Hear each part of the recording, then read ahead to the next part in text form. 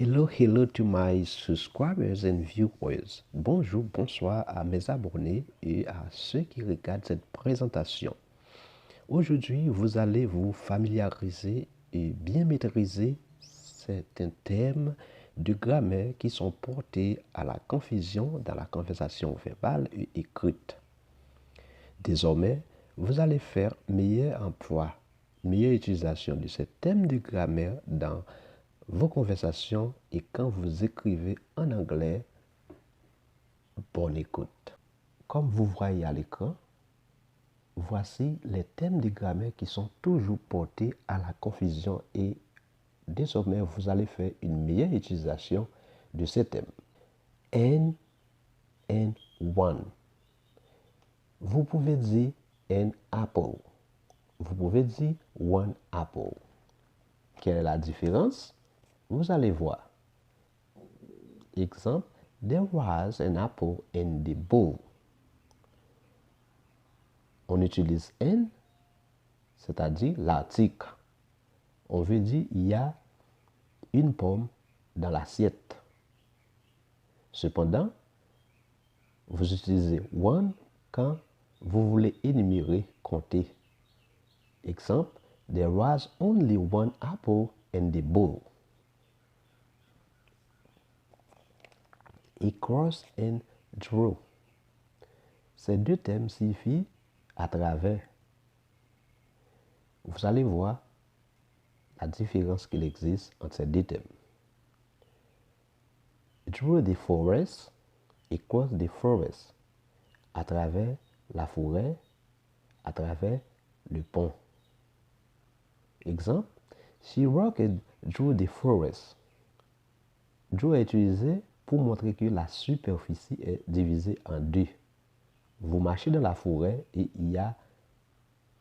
vous séparez la forêt en deux espaces. Cependant, vous utilisez across, c'est quand l'espace est divisé en plus de deux. Exemple, she walked across the bridge. Elle a traversé le pont à pied. Although and though. Although and though, ces deux thèmes de grammaire sont signifiés quoique, bien que. Quelle est la différence? Vous allez voir. Although I like him, I could never marry him. Vous pouvez dire également, though I like him, I could never marry him. Le premier est utilisé dans la conversation formelle, alors que le second est utilisé dans la conversation informelle. Mais les deux sont signifiés quoique. Exemple, quoique ou bien que je l'aime, je ne pourrai jamais l'épouser. Cependant, though, à la fin de la phrase signifie pourtant. Exemple, I could never marry him. I like him though. Je ne pourrais pas lui marier. Je l'aime pourtant. Actually versus at the moment. Ces deux thèmes sont souvent confus. Actually mean in French en fait. Exemple, actually she plays the piano quite well. En fait, elle joue assez bien du piano. What did they actually decide? Qu'est-ce qu'ils ont décidé en fait? Cependant, at the moment mean in French actuellement. At the moment, she's playing the guitar. Actuellement, elle joue assez bien la guitare. Advertisement et avertissement. Deux thèmes encore qui sont souvent portés à la confusion.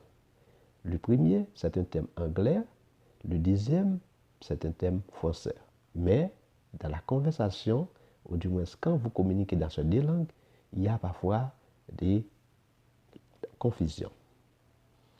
Vous allez voir. Advertisement signifie une publicité. Exemple, did you see that advertisement on TV last night? As-tu vu cette publicité hier soir? Pourtant, avertissement, comme je vous ai dit, c'est un terme français, mais traduit en anglais par warning.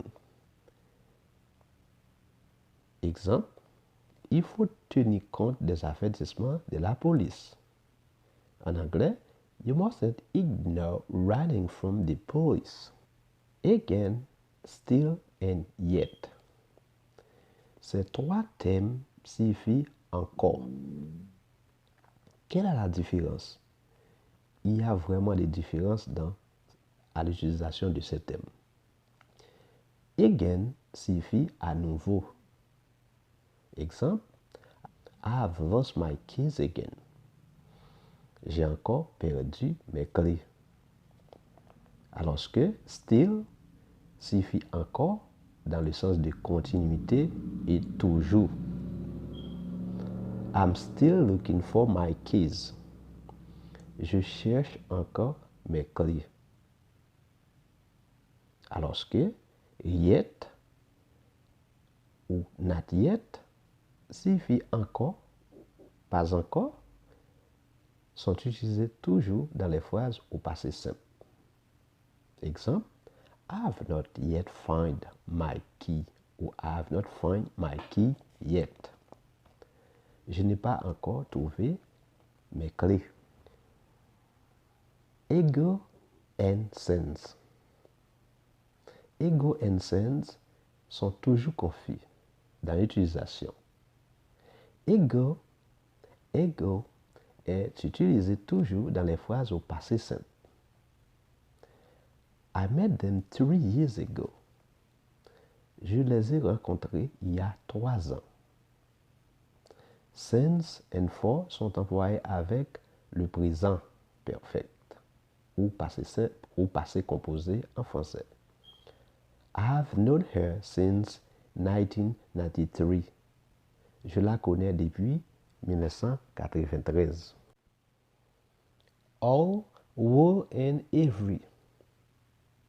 Ces trois thèmes sont encore portés à la confusion. Les trois signifient tout, toutes ou tous. Quelles sont les différences entre les trois? All signifie tout, tous, toutes. Exemple, she works all day. Elle travaille tous les jours. Donc, au sens de tous les temps. Alors que all signifie tout, mais le tout en entier, c'est-à-dire complet. She works the whole day. His whole life has been poor. C'est-à-dire, elle travaillait toute la journée. Pendant toute sa vie, ou du moins sa vie en entier, elle est pauvre. Elle est toujours pauvre. Every, cependant, signifie tout, tous, mais au sens de chaque. I see him every month and he asks after you every time. Je le vois tous les mois, c'est-à-dire chaque mois, et chaque fois il demande de tes nouvelles. Always and still égale toujours. Quelle est la différence? Always means toujours, mais signifie tous les temps. Exemple, that shop is always open. It never closes.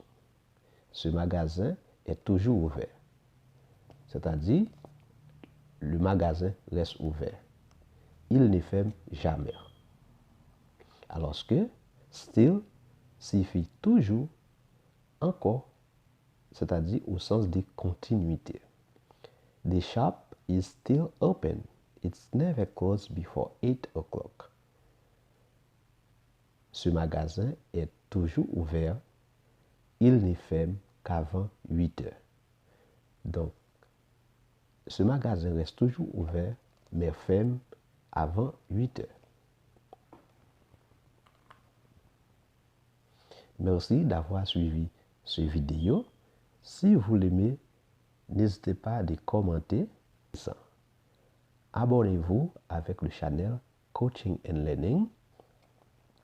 Le channel Coaching and Learning va vous aider à bien communiquer dans les langues étrangères.